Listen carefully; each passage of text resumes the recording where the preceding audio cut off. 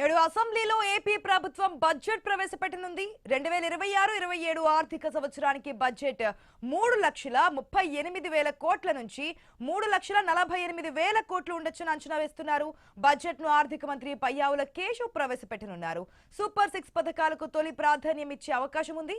ఈ పథకాలకు ఏడాదికి 33,000 కోట్లు ఖర్చు చేస్తున్నారు. సాగునీటి ప్రాజెక్టులు, వ్యవసాయం, ఆరోగ్యం, గ్రామాల అభివృద్ధి, విద్యకు ప్రాధాన్యం ఇస్తారని తెలుస్తోంది. అప్పుల అసలు వడ్డీలు కలిపి చెల్లించేందుకు ఏటా 60,000 కోట్లు ఖర్చు చేస్తున్నారు. ఇక రెవెన్యూ వ్యయాలు పెరిగిపోతున్నాయి.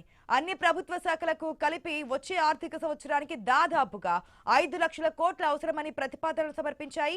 2025-26 ఆర్థిక సంవత్సరంలో 3,22,359 కోట్ల అంచనాలతో బడ్జెట్ సమర్పించారు. ఇంతవరకు 2,40,000 కోట్ల వరకే ఖర్చు చేశారని ఆర్థిక శాఖ అంచనా వేసింది.